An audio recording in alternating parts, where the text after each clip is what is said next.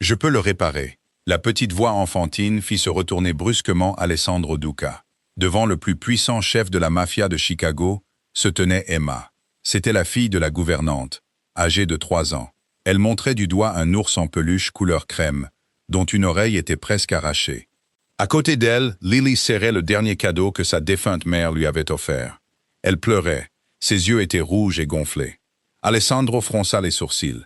Aucun des adultes dans la pièce n'avait osé le toucher. Et pourtant, une enfant de 3 ans affirmait qu'elle pouvait le réparer. « Tu en es sûr ?» Emma hocha la tête, tendant sa petite main vers l'ours. Personne dans cette pièce ne savait que quelques minutes plus tard, les points de couture maladroits de cette petite fille mèneraient Alessandro à découvrir quelque chose. Un secret caché à l'intérieur de l'ours en peluche depuis près d'1 an. Sofia fut la première à bouger. Elle se précipita, tombant à genoux à côté d'Emma.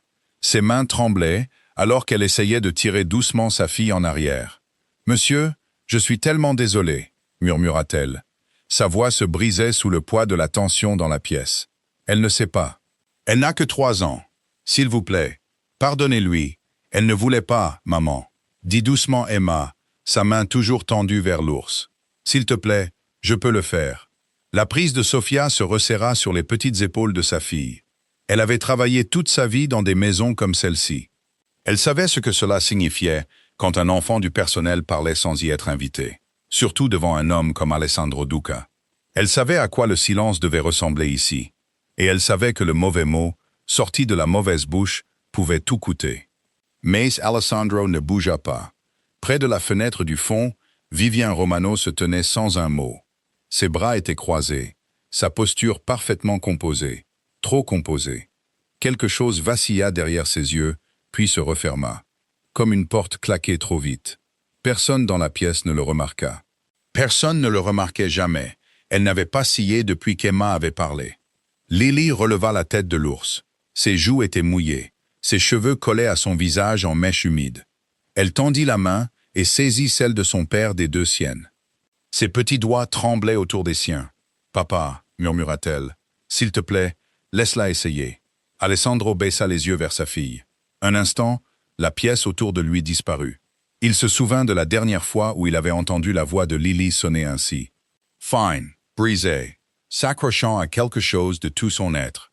C'était il y a presque 1 an, par un matin froid. La pluie battait contre les hautes fenêtres du hall est.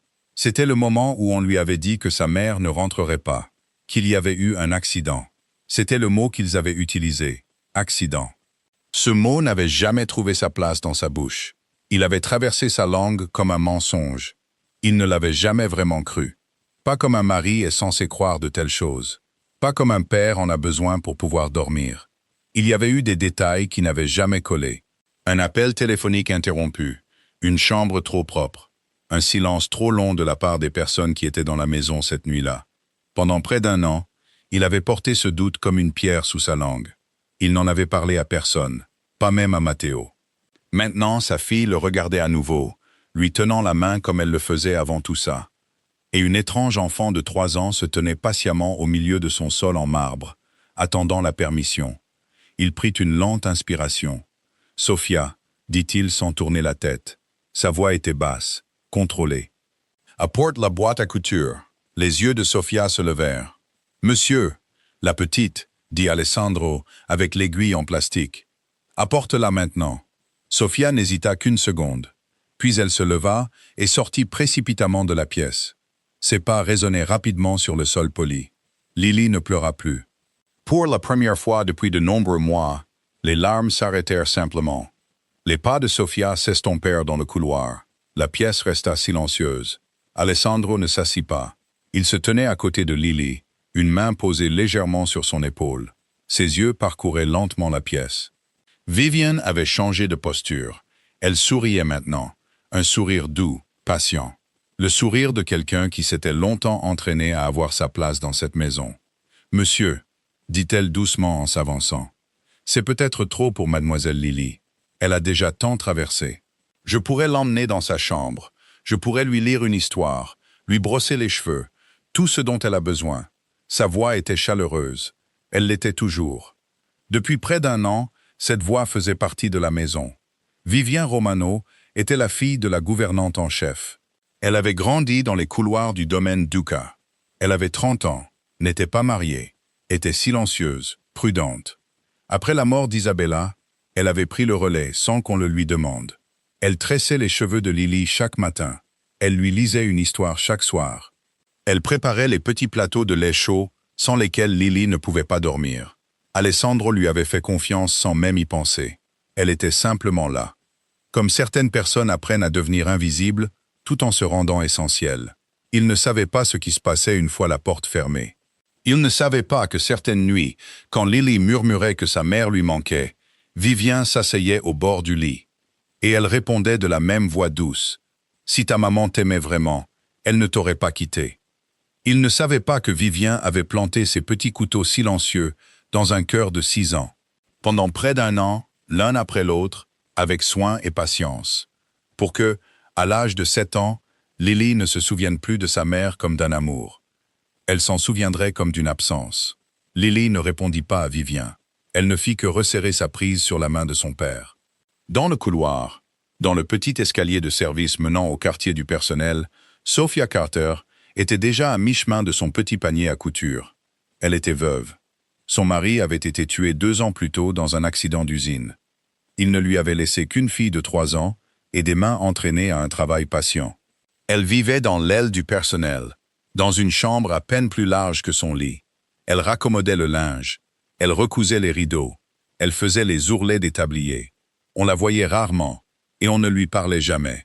Mais partout où son aiguille allait, Emma allait aussi. Emma était aux côtés de sa mère depuis qu'elle pouvait s'asseoir. Elle avait vu 1 millier de points de couture traverser des tissus déchirés. Elle avait appris sans que personne ne lui enseigne qu'une déchirure n'était pas la fin d'une chose. C'était seulement le début d'une réparation. Sophia ne lui avait jamais appris. Sophia l'avait seulement laissé regarder. C'était toute la différence. Sophia revint dans le salon 1 minute plus tard, le souffle court, le panier à couture dans ses mains, ses doigts tremblants autour de la poignée en bois. Sophia s'agenouilla à côté de sa fille sur le sol poli. Elle ouvrit lentement le petit panier en bois, consciente de tous les regards posés sur elle. Ses mains se déplacèrent parmi le contenu familier. Une bobine de fil crème, un morceau de mousseline plié, un minuscule coussin d'épingles qu'elle gardait loin de la portée d'Emma. Elle sortit l'aiguille la plus douce qu'elle possédait, une aiguille en plastique pour enfants avec un large chat, le genre qu'elle utilisait quand Emma demandait à aider pour les petites réparations. « Donne-moi ta main, ma chérie », murmura Sophia. Emma tendit sa paume sans un mot. Sophia enfila l'aiguille pour elle, guidant le fil crème à travers le chat et faisant un nœud soigné à son extrémité.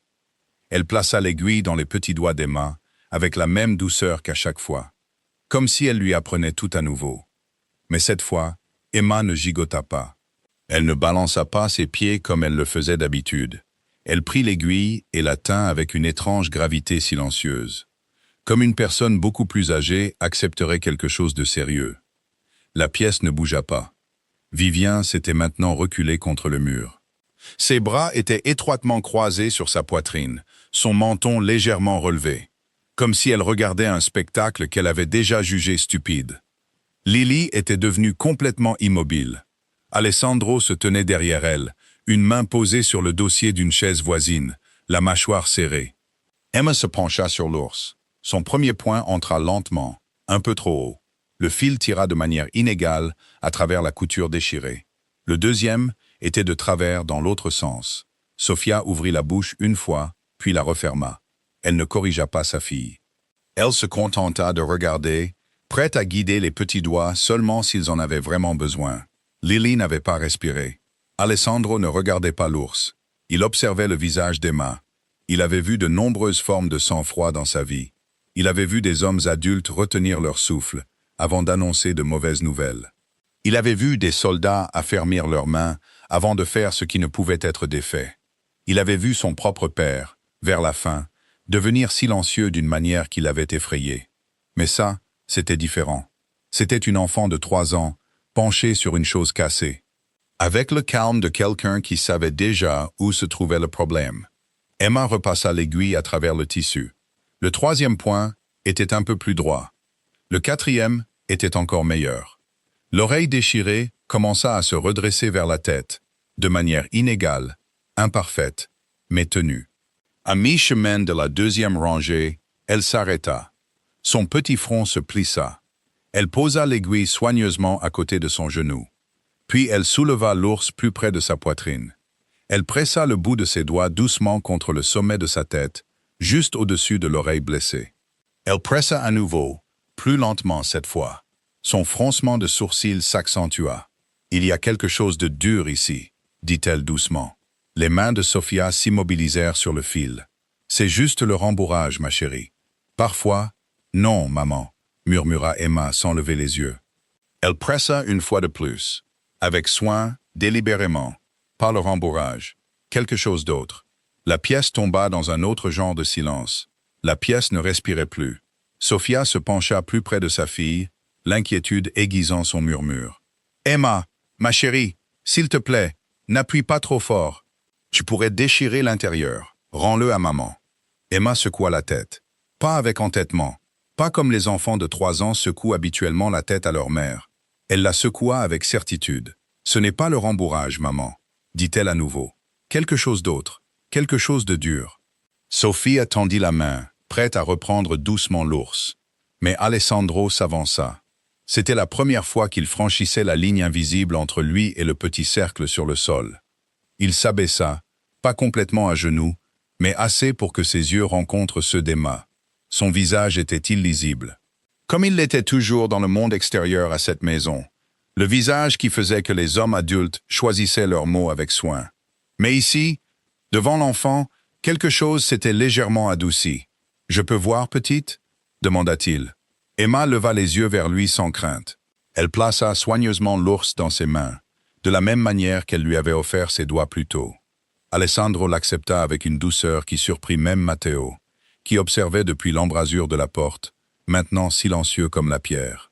Sophia leva une main tremblante et montra la couture déchirée. Là, monsieur, le long du bord, où l'oreille était presque détachée, Alessandro inclina légèrement l'ours vers la haute fenêtre. La lumière de fin d'après-midi se déversait à travers la vitre, dorant le sol poli. Il tourna la petite créature dans ses mains, orientant l'oreille déchirée vers la lumière, et puis il le vit. À travers la couture ouverte, au-delà des fibres pâles du rembourrage, un petit morceau de quelque chose lui renvoya la lumière. Pas doux, pas du tissu. Un minuscule bord de métal, pas plus grand que le coin d'un ongle. Il capta le soleil et scintilla, puis disparut. Alors que l'ours bougeait, Alessandro s'immobilisa. Sa respiration changea. Elle devint plus lente, plus prudente, comme la respiration d'un homme qui commence à comprendre quelque chose avant que son esprit ne soit prêt à l'accepter. Ses doigts savaient déjà quelle forme ils allaient extraire du tissu. Son esprit refusait de le nommer. Il posa soigneusement l'ours sur son propre genou.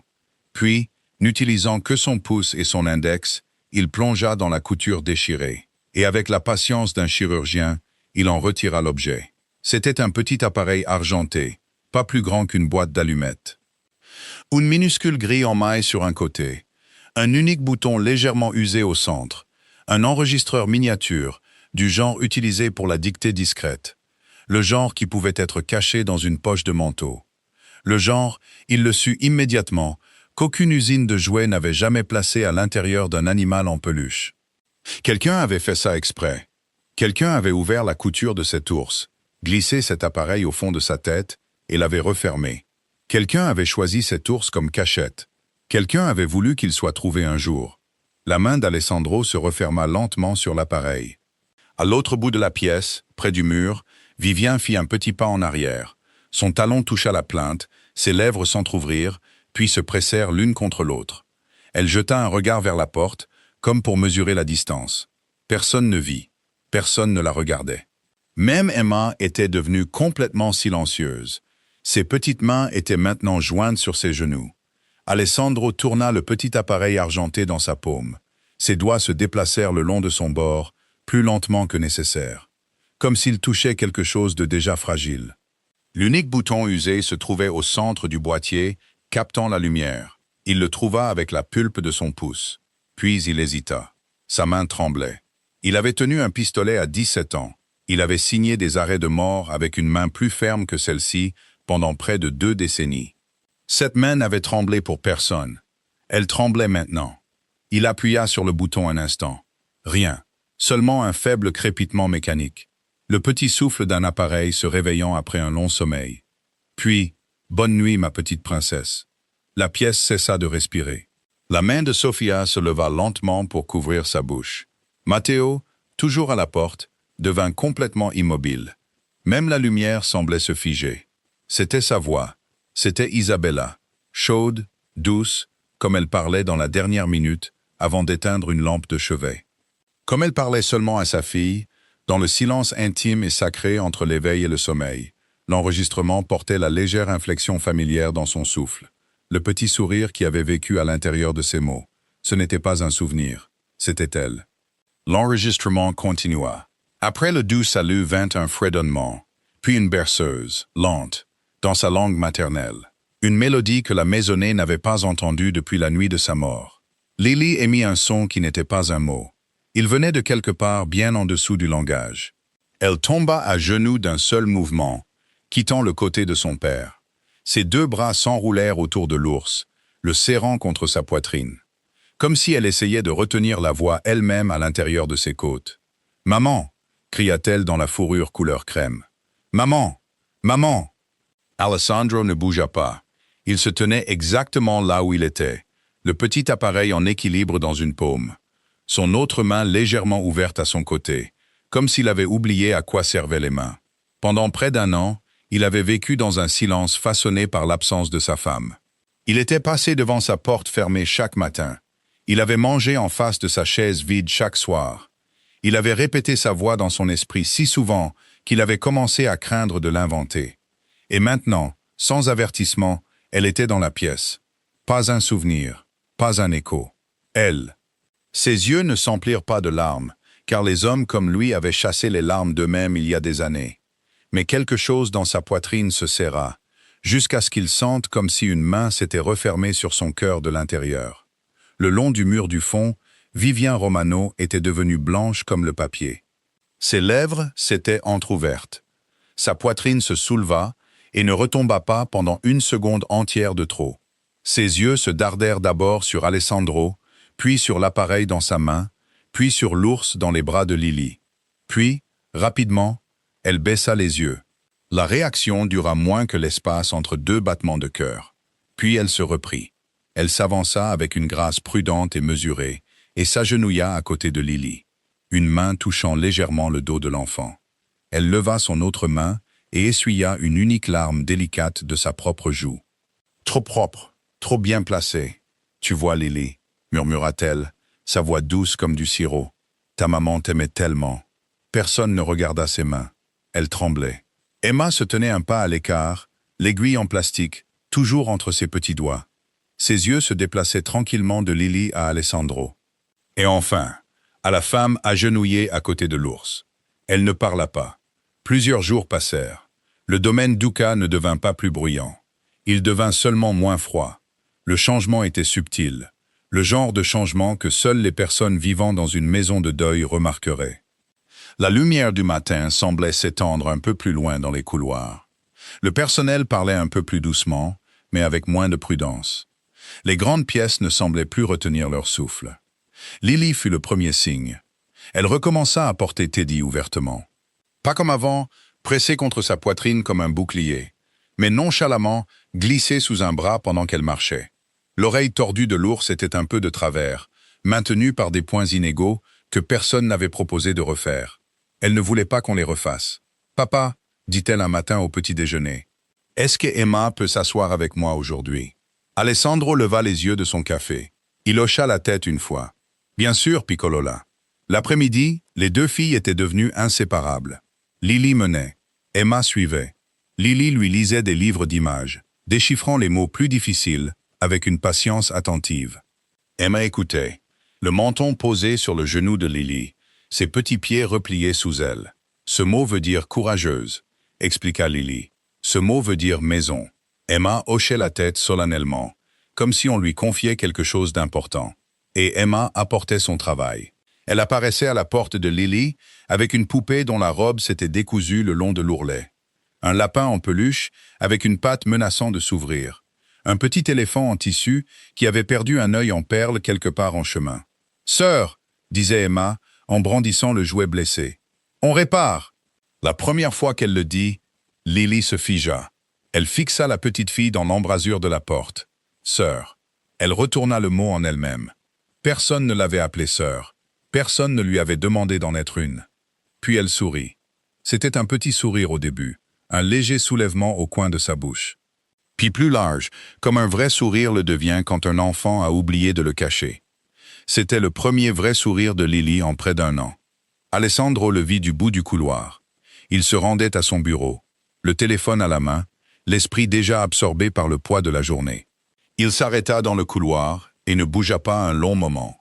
Il regarda sa fille s'agenouiller à côté d'une fillette de 3 ans, prendre la poupée déchirée sur ses genoux et dire « Oui, on répare ». Quelque chose en lui changea.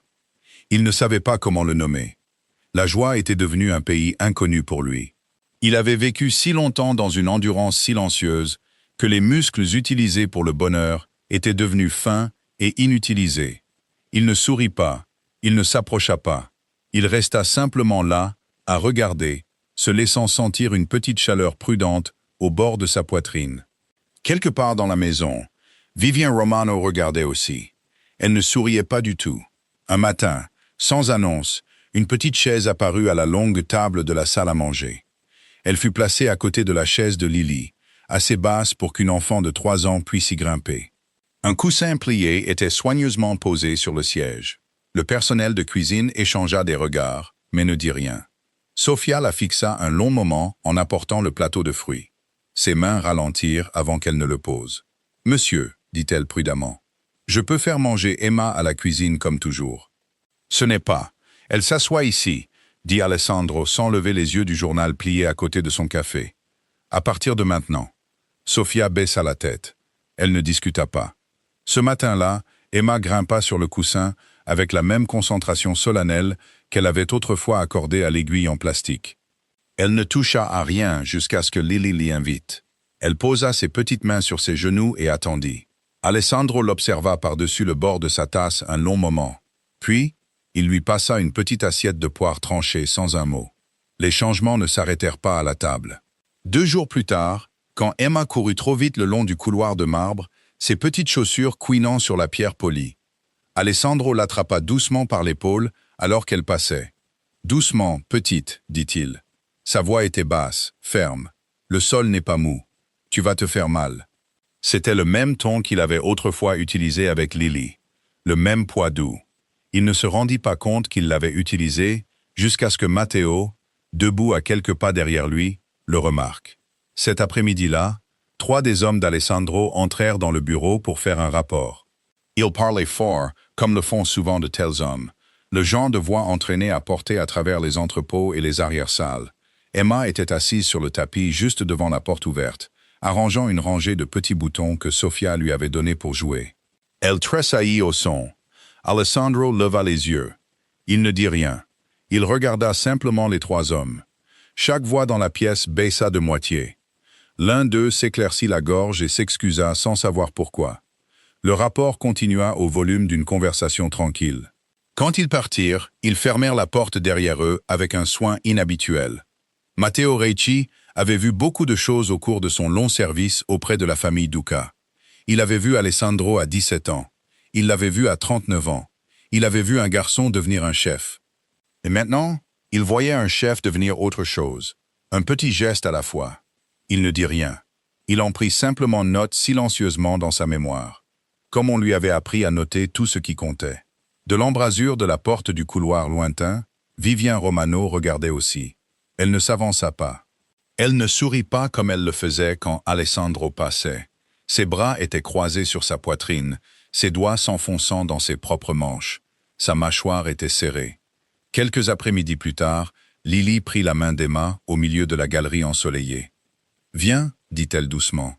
Je veux te montrer un endroit. » Emma leva vers elle des yeux grands et curieux, et glissa ses petits doigts dans ceux de Lily sans demander pourquoi. Lily la conduisit au-delà de l'escalier de marbre, au-delà des grands tableaux, au-delà du bureau où Alessandro parlait à voix basse avec Matteo. Elle ne s'arrêta pas. Elle tourna dans le long couloir ouest. Alessandro la vit du coin de l'œil. Il posa le papier qu'il tenait en main au milieu d'une phrase. « Matteo, dit-il doucement, nous continuerons plus tard. » Il se leva et suivit sa fille sans un mot. Ses pieds bougèrent avant que son esprit n'y consente. Il avait parcouru ce couloir tous les jours pendant près d'1 an. Chaque matin en allant au petit déjeuner, chaque soir en allant dans sa propre chambre. Chaque fois, il avait gardé les yeux droits devant. Chaque fois, il était passé devant la 4e porte à gauche sans tourner la tête. Cette porte était celle de la chambre d'Isabella. Il avait dit au personnel de la laisser telle qu'elle. Il s'était dit qu'il l'ouvrirait quand il serait prêt. Il n'avait jamais fixé de jour. Lily s'arrêta devant la porte maintenant, sa petite main se levant vers la poignée en laiton poli. Emma se tenait patiemment à côté d'elle. Sans demander, sans reculer. Lily se retourna une fois vers son père. Elle ne parla pas. Elle l'attendit simplement. Alessandro prit une lente inspiration. « Vas-y, Piccolola, dit-il. Sa voix était plus basse qu'il ne l'avait voulu. Lily tourna la poignée. La porte n'était pas verrouillée. Elle ne l'avait jamais été. Il ne l'avait simplement jamais ouverte. La porte pivota sur ses lourdes charnières, et la lumière de l'après-midi se déversa à leur rencontre. De fines particules de poussière s'élevèrent du sol en lentes colonnes, captant le soleil.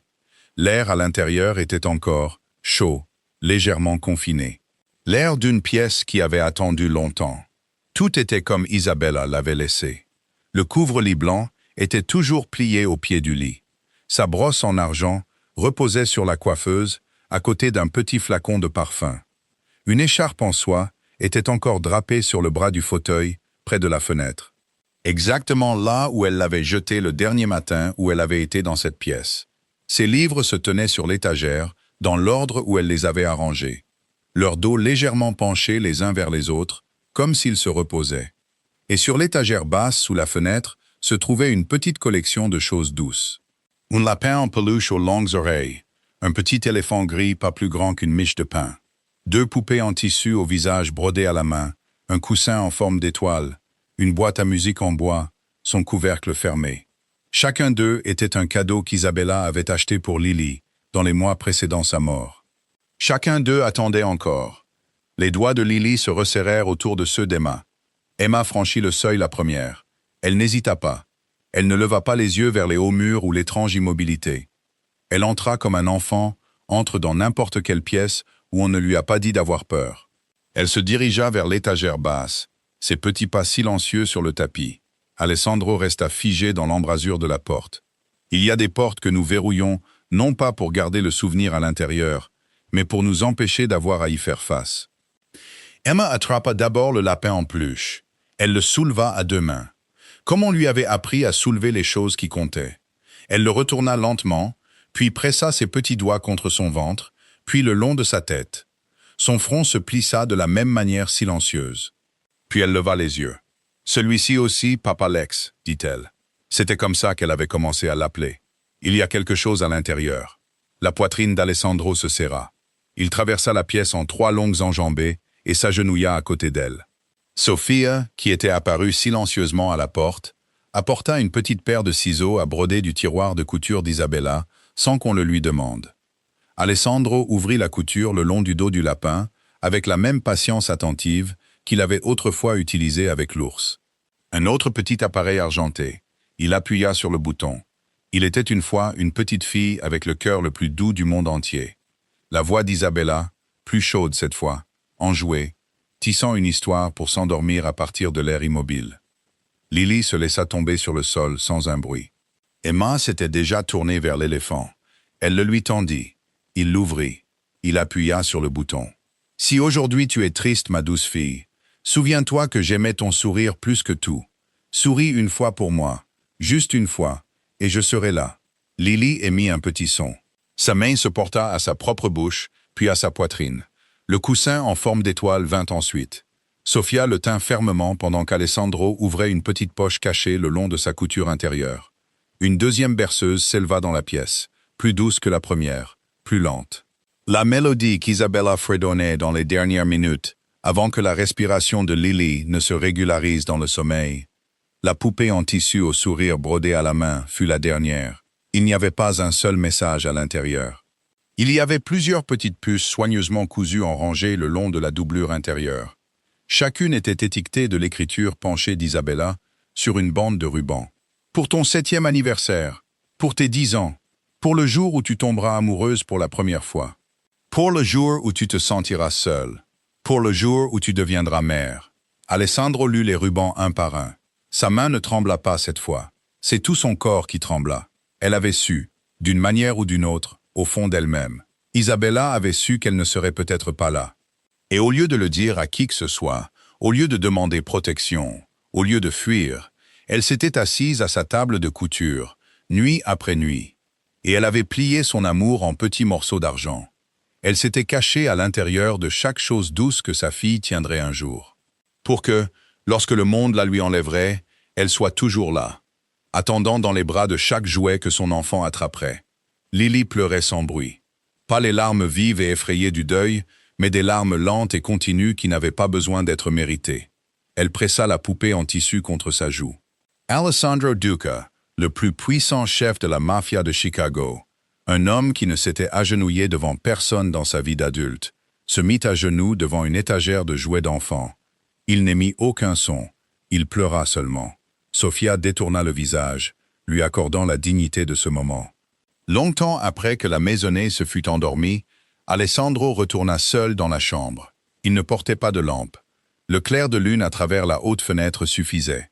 Il ferma la porte derrière lui avec un soin silencieux, puis resta un moment au milieu de la pièce, à l'écoute. La maison avait ce silence particulier qu'elle ne portait qu'après minuit. Le silence des gens qui n'attendaient plus rien de la journée. Il commença à chercher. Pas comme il avait cherché avec Lily plus tôt. Pas de cette manière tendre et révélatrice. C'était différent.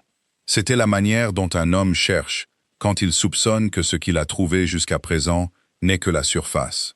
Il se déplaça avec soin, respectueusement, mais avec méthode. Il ouvrit les tiroirs du bureau d'Isabella. Il souleva les soies pliées de son coffre au pied du lit. Il vérifia derrière la photographie encadrée de sa mère sur le mur. L'armoire à linge le long du mur du fond fut le dernier endroit qu'il essaya. Il ouvrit les hautes portes. Les serviettes pliées d'Isabella étaient empilées exactement comme elle les avait laissées, de la manière soignée et patiente qu'elle avait apprise dans sa jeunesse. Il passa une main le long des étagères. Rien. Il écarta la deuxième pile, puis la troisième. Et derrière elle, poussée contre le panneau arrière de l'armoire, cachée comme une femme cache quelque chose qu'elle ne veut pas qu'un enfant curieux trouve, se trouvait une petite boîte en bois. Il la reconnut. Elle l'avait apportée d'Italie l'année de leur mariage. Elle avait appartenu à sa grand-mère. Elle le lui avait dit une fois. Elle gardait des lettres à l'intérieur, ou de vieilles photographies, ou rien du tout. Elle avait souri en le disant. Il ne l'avait jamais ouverte. La boîte avait une petite serrure en laiton. Il la porta jusqu'au bureau et la posa. La clé n'était pas avec. Il n'en avait pas besoin. Il ouvrit le tiroir supérieur du bureau, prit un fin coupe-papier en argent et força la serrure avec la patience qu'il avait autrefois utilisée pour des serrures plus importantes. Elle céda après quelques secondes. Il souleva le couvercle. À l'intérieur, pas de bijoux, pas de lettres, pas de photographies. Un enregistreur numérique reposait sur un petit tissu plié. Pas le petit modèle argenté cousu dans un animal en peluche. Celui-ci était plus grand, noir, professionnel. Le genre utilisé par les avocats, le genre utilisé par les journalistes, le genre utilisé par quelqu'un qui voulait que quelque chose soit enregistré officiellement.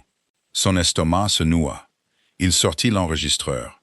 Son indicateur de batterie était à plat. Il le prit avec la petite boîte en bois et les emporta hors de la chambre d'Isabella. Fermant doucement la porte derrière lui, il se rendit à son propre bureau. Il s'assit derrière le bureau, qui avait été celui de son père avant lui. Il ouvrit le deuxième tiroir et prit un câble de chargement qu'il gardait là pour les appareils de rechange. Il le brancha. La petite lumière rouge de l'enregistreur pulsa une fois, puis resta fixe. Il attendit. Dehors, par les hautes fenêtres du bureau, le domaine dormait. Quelque part dans le couloir, Lily respirait doucement dans son lit. Quelque part plus loin, dans l'aile du personnel, Sofia était allongée, enroulée autour d'Emma. Quelque part dans le couloir ouest, Vivien Romano était presque certainement éveillé, fixant son plafond. L'écran de l'enregistreur s'alluma enfin. La main d'Alessandro ne trembla pas lorsqu'il tendit le bras vers le bouton de lecture. Elle ne trembla pas parce qu'il savait déjà, avec la certitude d'un homme qui avait vécu trop longtemps au contact du danger pour s'y tromper, que ce qui se trouvait sur cet appareil ne serait pas une berceuse. Il appuya sur lecture. Un instant, seulement du bruit blanc, puis un petit murmure mécanique, puis un souffle. Le souffle d'Isabella, rapide, contrôlé, aspiré par le nez, comme elle respirait quand elle essayait de ne pas montrer sa peur. Alessandro connaissait chaque version de sa respiration. Il avait vécu à ses côtés pendant 11 ans. C'était celle qu'elle utilisait quand elle avait peur et ne voulait pas qu'on le voie. Puis sa voix. « Depuis combien de temps ?» demanda-t-elle, sèchement à voix basse. « Depuis combien de temps fais-tu ça ?» Il y eut une pause. Une deuxième voix répondit.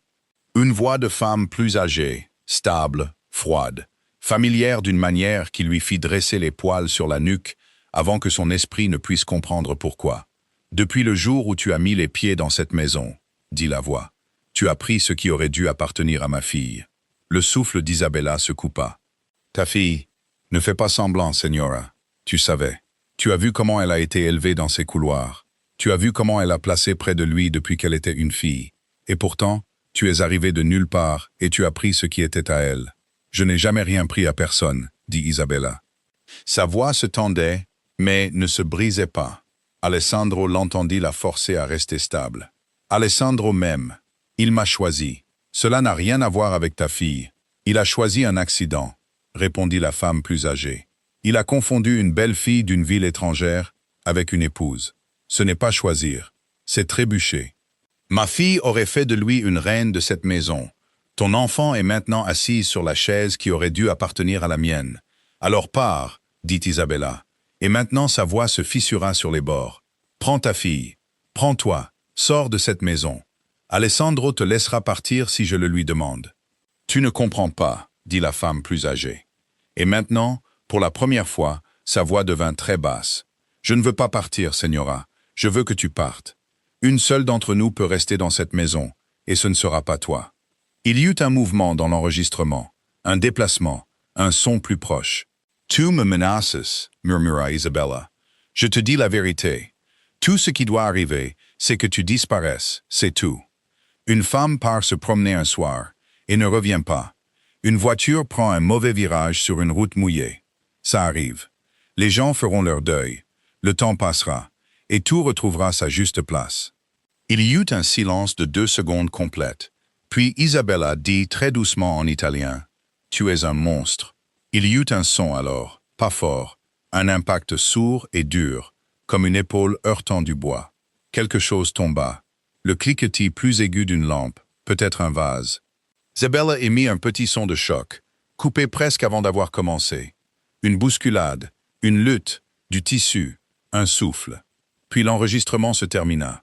Alessandro ne bougea pas. Il était assis derrière le bureau de son père dans le calme du bureau, l'enregistreur brillant encore faiblement sous sa main. Dehors, par les hautes fenêtres, le domaine dormait, ignorant tout. Quelque part dans le couloir, sa fille rêvait. Quelque part plus loin, la femme de cet enregistrement respirait dans son propre lit. Pendant près d'1 an, il s'était dit que c'était un accident. Pendant près d'1 an, il avait laissé une porte de son esprit fermée. Parce que l'ouvrir exigerait de lui des choses qu'il n'était pas prêt à devenir. Il avait fait son deuil. Il s'était immobilisé. Il avait laissé le monde appeler ça une tragédie. Ça n'avait jamais été une tragédie. C'était un meurtre. Et Isabella, son Isabella, avait senti le danger venir. Elle s'était assise seule quelque part dans cette maison, avec un petit enregistreur noir. Et elle avait capturé la voix de son assassin. C'était le dernier cadeau qu'elle lui avait laissé. Le cadeau d'une chance de réparer les choses. Le cadeau qu'elle lui avait fait confiance d'être assez fort pour ouvrir. Le matin arriva comme les matins arrivaient toujours au domaine Duca. Le soleil se leva sur les jardins de l'Est. Le personnel de cuisine suivit ses routines silencieuses. La longue table de la salle à manger fut dressée avec du linge frais, du pain chaud et une petite théière en argent. Alessandro entra dans la pièce, habillé comme toujours. Chemise sombre, pantalon sombre, manches boutonnées aux poignets. Son visage ne trahissait rien. Lily entra derrière lui, tenant la main d'Emma.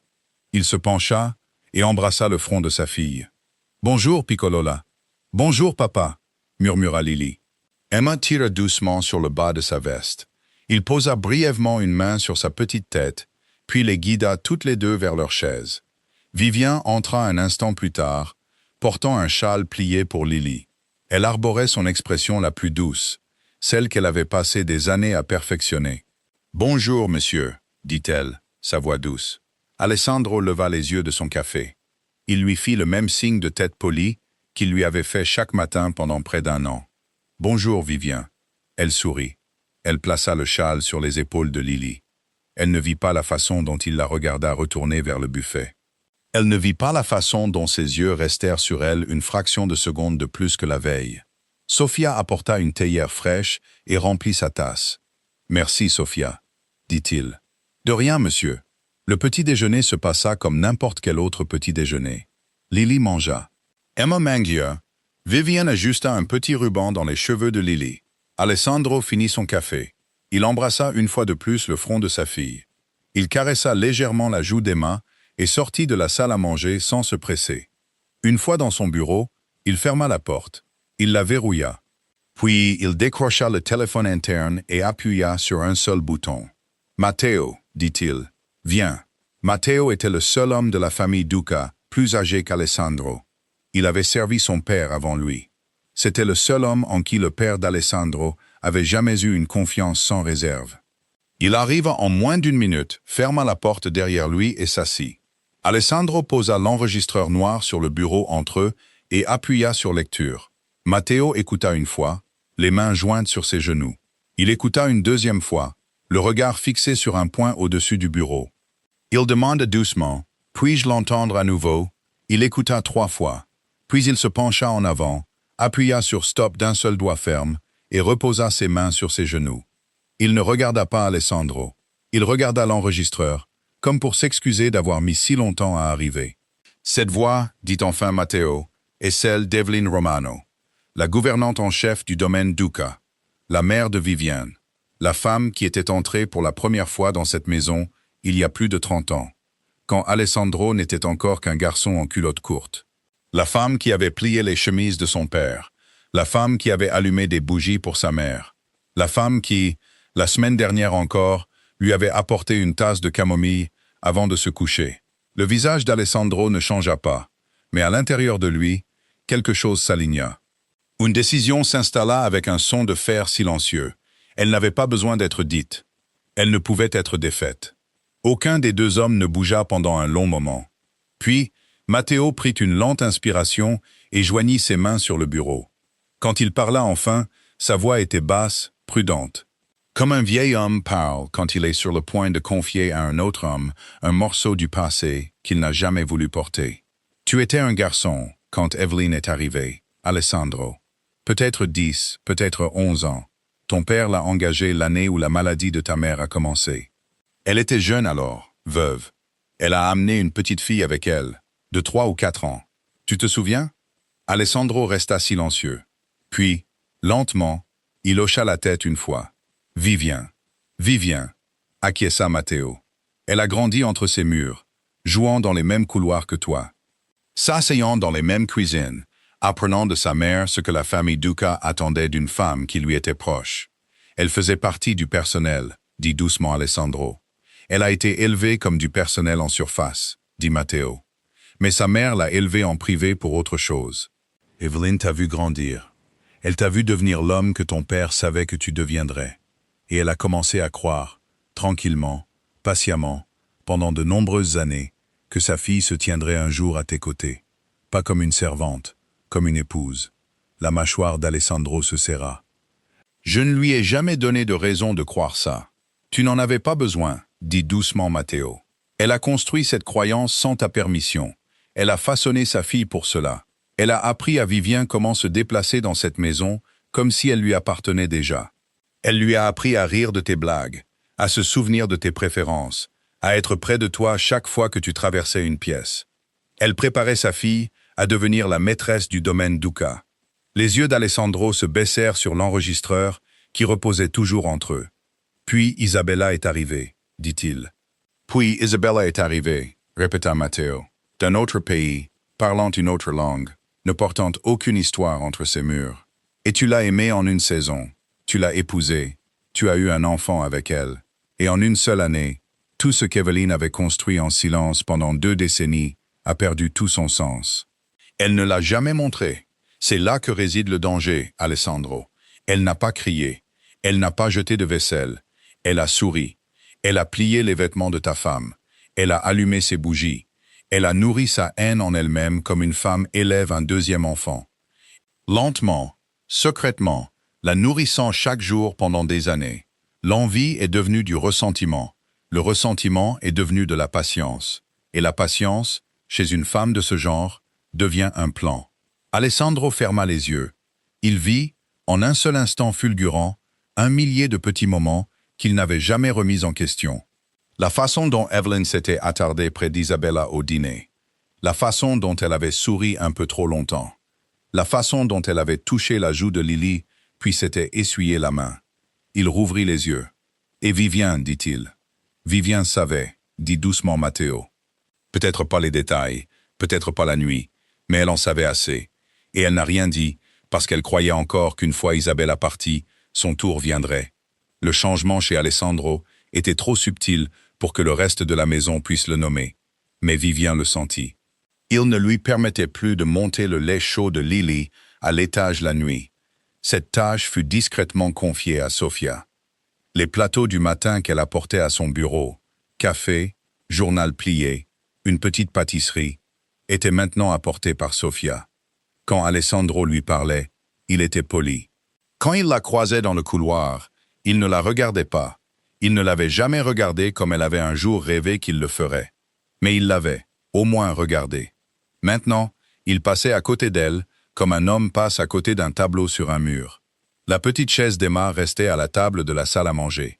On avait commencé à confier à Sofia des choses qu'on ne devrait pas confier à la fille d'une gouvernante.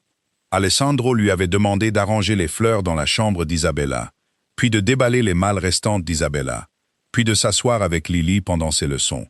Vivian vit chacun de ces signaux. Tard un soir, elle se tint à l'entrée de la cuisine.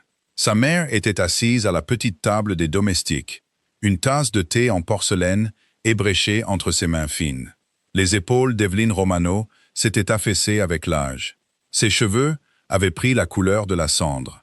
Ses doigts étaient longs et secs, parcourus de veines bleues pâles. Elle ne leva pas les yeux quand Vivien entra. Vivien s'assit en face d'elle. Pendant un long moment, elle ne dit rien. Puis elle se pencha en avant, sa voix à peine plus qu'un murmure. « Maman, ça recommence. » Evelyn ne répondit pas. « Il ne me regarde plus », continua Vivien. Sa voix était tendue par quelque chose qui n'était pas tout à fait de la peur, ni de la colère. Il regarde cette femme, cette servante au mari mort. Il lui a permis de toucher aux chambres d'Isabella. Il a mis sa fille à sa propre table. Il appelle l'enfant Piccolola, ce mot, maman. Il ne l'utilisait que pour Lily. Les doigts d'Evelyn se resserrèrent lentement sur la tasse de thé. « Sophia », dit doucement Vivien. « Et cet enfant ?» Evelyn ne parlait toujours pas. « Ça recommence », répéta Vivien. Et cette fois, sa voix se brisa sur les bords. « Tu ne le vois pas? Tout ce que tu as fait, tout ce que nous avons fait, nous est enlevé une deuxième fois, par une veuve, par une fillette de 3 ans avec une aiguille à coudre. » Evelyn porta le thé à ses lèvres. Elle but une gorgée. Elle reposa la tasse sans un bruit.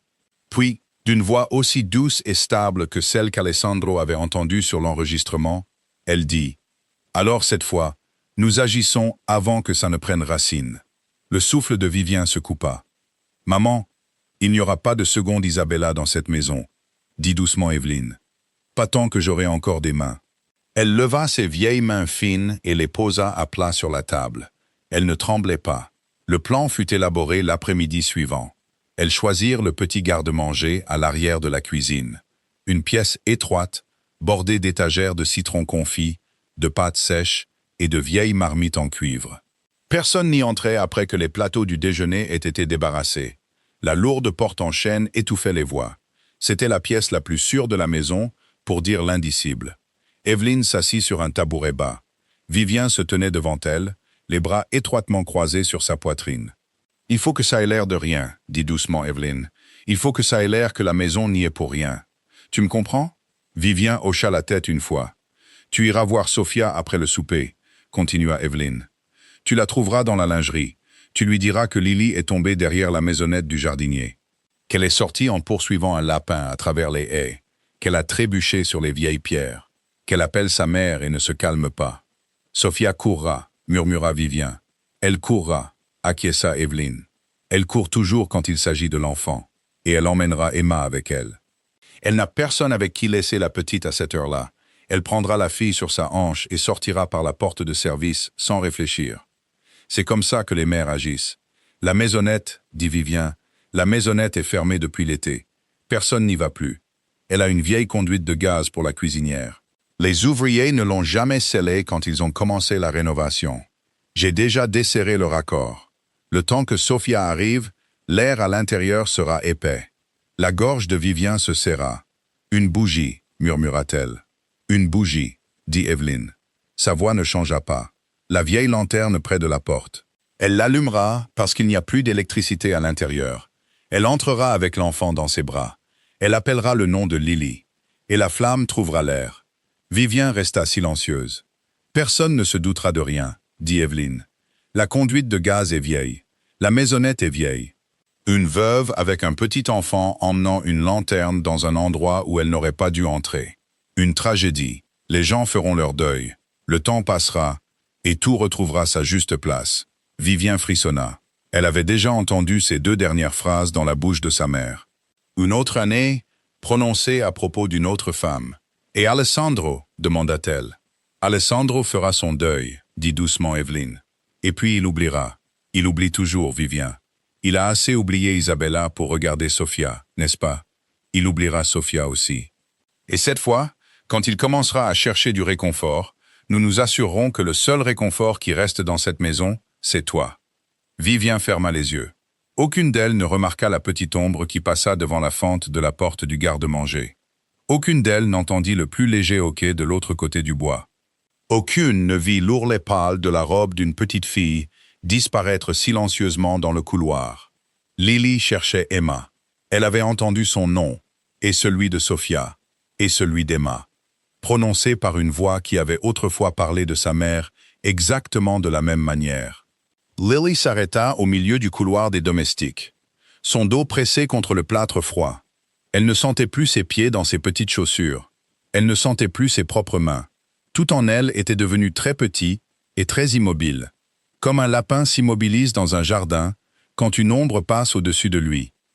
Les voix derrière la porte du garde-manger s'étaient maintenant tues, presque des murmures, mais Lily avait déjà entendu. Après ce soir, il n'y aura plus de Sophia, plus de cette petite fille non plus. La voix de Vivien, la même voix douce et prudente qui avait brossé les cheveux de Lily pendant près d'1 an. La même voix qui lui avait murmuré nuit après nuit que sa mère ne l'avait pas assez aimée pour rester. Quelque chose s'ouvrit en Lily qui avait été scellée depuis très longtemps, parce qu'elle avait déjà entendu ces mots. Pas ces mots exacts, pas prononcés à voix haute, mais leur forme, leur ton, le rythme d'une femme debout dans une pièce sombre, disant qu'une autre femme n'existerait bientôt plus. Elle avait 5 ans alors. Elle marchait dans un couloir pas si différent de celui-ci, serrant Teddy contre sa poitrine en allant chercher sa mère. Elle n'avait pas compris. Elle avait fait demi-tour et était retournée se coucher. Le lendemain matin, sa mère n'était pas là. Pendant près d'1 an, ce souvenir avait vécu quelque part en elle sans jamais avoir droit à un nom.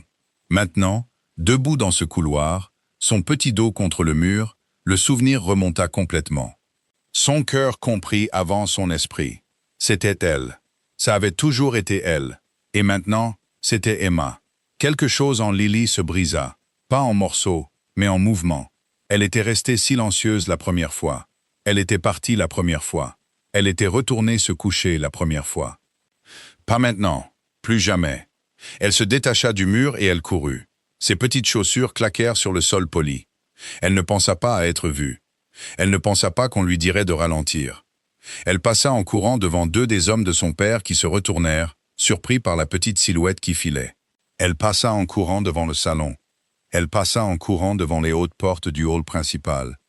Elle atteignit le couloir du bureau de son père. Le couloir où elle n'avait jamais eu le droit d'entrer pendant une réunion. Des voix s'élevaient derrière cette grande porte. Le ton bas et régulier de Matteo. La réponse d'Alessandro, plus calme. Elle ne s'arrêta pas. Elle leva les mains et les plaqua contre le bois lourd et poussa. La porte s'ouvrit vers l'intérieur avec un son qui résonna dans le hall de marbre. À l'intérieur, 3 hommes se levèrent brusquement. Alessandro se leva avec eux, déjà à mi-chemin de saisir quelque chose à sa ceinture, avant que ses yeux ne reconnaissent sa fille dans l'embrasure. Lily se tenait dans la haute ouverture, la poitrine haletante, ses petits cheveux humides contre ses tempes, ses yeux grands, brillants et mouillés. Des larmes coulaient sur son visage sans aucun effort. « Papa !» cria-t-elle. « Papa !»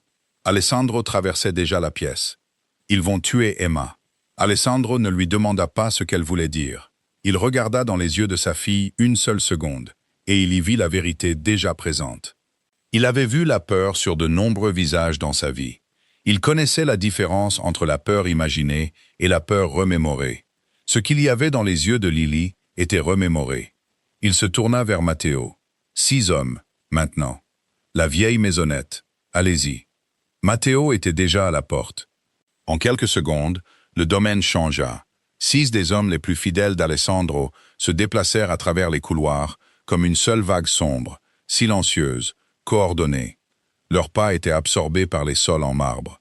Alessandro plaça Lily dans les bras d'une servante en passant. « Restez avec elle, » dit-il. Sa voix ne laissait place à rien d'autre, puis il franchit la porte du jardin arrière et se mit à courir. La vieille maisonnette se trouvait à l'extrémité du domaine, à moitié cachée derrière un mur de haies. C'était la maison du jardinier il y a des années. Depuis la rénovation, elle était restée vide. Pas de lumière, pas de chaleur, seulement le silence. Ils virent la faible lueur d'une lanterne à travers l'une des petites fenêtres. Alessandro leva une main, alors qu'ils approchaient. Ces hommes ralentirent avec lui. Il écouta. Des bruits étouffés de l'intérieur, une lutte, un petit cri étranglé. Il essaya la porte, verrouillée de l'intérieur. Il ne frappa pas, il ne cria pas. Il fit signe à Matteo de se diriger vers l'avant. Puis il se retourna et se déplaça rapidement sur le côté de la maisonnette, vers la petite fenêtre de la cuisine qui n'avait jamais bien fermé, même autrefois. Elle s'ouvrit d'une seule poussée de sa paume. Il fut à l'intérieur en 3 secondes. Il traversa la cuisine étroite sans un bruit. L'odeur le frappa en premier. L'odeur indubitable de gaz, épaisse, écœurante, remplissant le petit espace d'un poids lent et invisible. Puis il les vit. Vivien tenait Sofia penchée sur le profond évier en porcelaine. Une main pressée sur la nuque de Sofia. Les doigts de Sofia grattaient inutilement le rebord froid. Son visage était tourné sur le côté. Ses yeux étaient grands et larmoyants. Evelyne se tenait à côté de la cuisinière, une main fine sur la valve en laiton, la tournant lentement. Emma était dans le coin le plus éloigné, blottie contre le mur. Ses 2 petites mains pressées contre sa bouche, pleurant sans aucun son. Alessandro n'éleva pas la voix. Il ne dit qu'un seul mot. Assez. Tout dans la pièce s'arrêta. La prise de Vivien se desserra. Sofia allaita. Les doigts fins d'Evelyn se figèrent sur la valve. La vieille femme se tourna. Elle n'avait pas l'air surprise. Elle n'avait pas l'air effrayée. Elle regarda un long moment la fillette de 3 ans dans le coin. Et quand elle parla, sa voix était basse et pleine de poison. « Si cet enfant n'avait pas cousu l'oreille, siffla-t-elle, tu n'aurais jamais su. » Alessandro la regarda. Son visage était très calme. « Tu as passé de nombreuses années à essayer d'effacer Isabella de cette maison, » dit-il doucement. Mais elle a laissé son amour dans chaque recoin, et une enfant de 3 ans l'a trouvée. Derrière lui, Matteo et les 6 hommes franchirent la porte d'entrée. 2 d'entre eux se dirigèrent vers la cuisinière et fermèrent la valve. 2 autres se dirigèrent vers Vivien et lui retirèrent les mains de Sofia sans cérémonie. Les 2 derniers vinrent pour Evelyne. La vieille femme ne résista pas. Elle fixa Alessandro tout le long du chemin jusqu'à la porte. Ses lèvres ne bougèrent pas. Vivien était moins calme. Elle murmura son nom une fois, comme si c'était encore un mot qu'elle possédait. Il ne se retourna pas. Sofia s'effondra en avant, toussant, haletant, ses bras déjà tendus vers Emma. La petite fille traversa le sol en courant et se jeta dans les bras de sa mère sans un bruit. Alessandro passa devant eux, dans l'embrasure de la porte, et ne se retourna que le temps de s'assurer qu'elles respiraient toutes les 2. Puis Lily était là, quelque part entre le domaine et la maisonnette. Elle s'était libérée de la servante et avait suivi. Elle fit irruption par la porte défoncée, les larmes coulant sur son visage. Elle se jeta contre la poitrine de son père avec une telle force qu'il faillit trébucher. Il la rattrapa. Il la serra assez fort pour sentir son petit cœur battre contre le sien. Les jours passèrent. Le domaine ne redevint pas ce qu'il avait été. Il ne le pouvait pas. Au lieu de cela, il commença à s'installer dans quelque chose de nouveau, quelque chose de plus calme et de plus chaleureux, la forme d'une maison qui avait enfin été autorisée à respirer à nouveau. La porte de la chambre d'Isabella n'était plus jamais fermée. Alessandro l'avait laissée ouverte le matin, après la maisonnette, et elle était restée ouverte depuis. L'air frais circulait à travers les hautes fenêtres. Le couvre-lit blanc avait été lavé et remis. La petite collection de jouets sur l'étagère basse avait été soigneusement réarrangée par Lily elle-même, chacun exactement là où Isabella l'avait placé autrefois. Les petits enregistreurs argentés avaient été envoyés discrètement à un spécialiste en qui Matteo avait confiance. Chaque message avait été copié, restauré et sauvegardé. Chaque berceuse, chaque histoire pour s'endormir, chaque vœu d'anniversaire pour chaque année où Isabella savait qu'elle ne serait pas là pour chanter. Il vivait maintenant sur une petite étagère en bois, sculptée dans la chambre de Lily, à côté d'une petite enceinte que Lily pouvait allumer quand elle le voulait.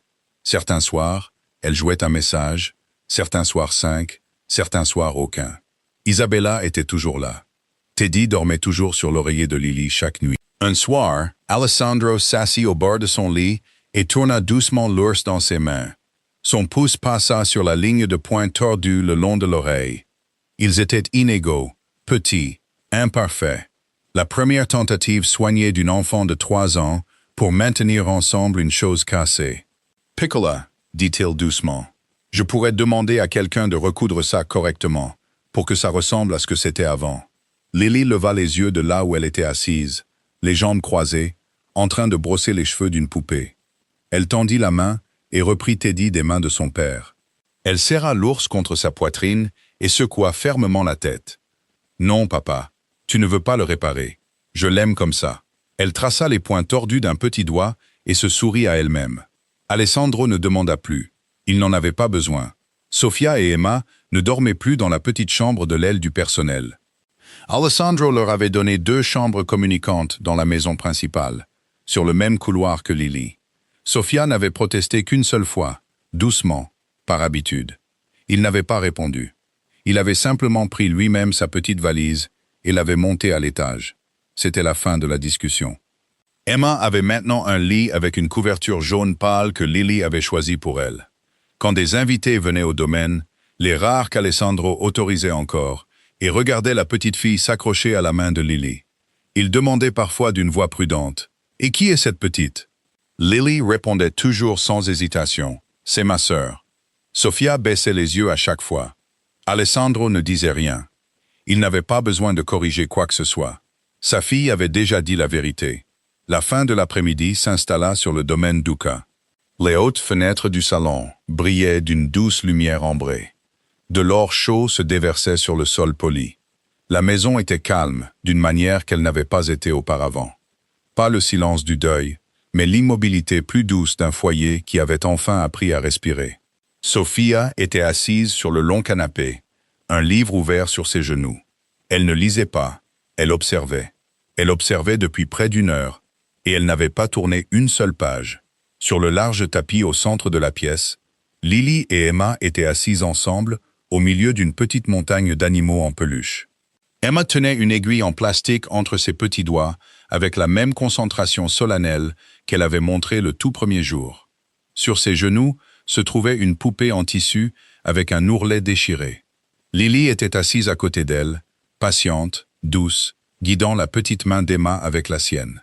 « Pas trop serré, petite sœur, » murmura Lily. « Tu vas tirer le fil. »« Comme ça, » chuchota Emma. « Oui, juste comme ça. » Entre les 2 filles était assis Teddy, l'ours couleur crème, droit et digne.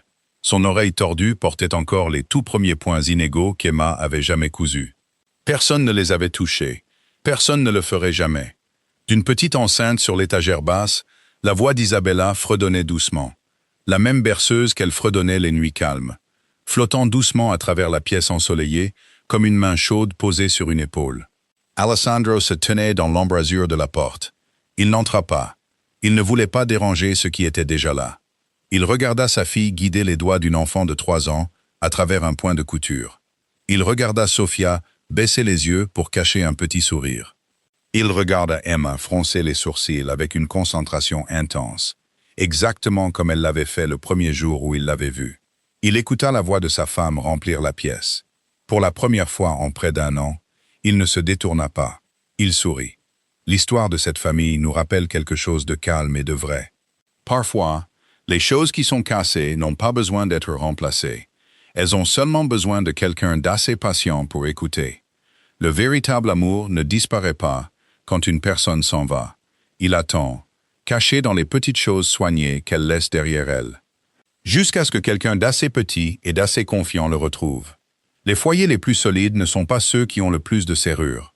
Ce sont ceux où quelqu'un se soucie encore assez pour ouvrir une porte qui a été fermée trop longtemps. Maintenant, voici une question à emporter avec vous aujourd'hui.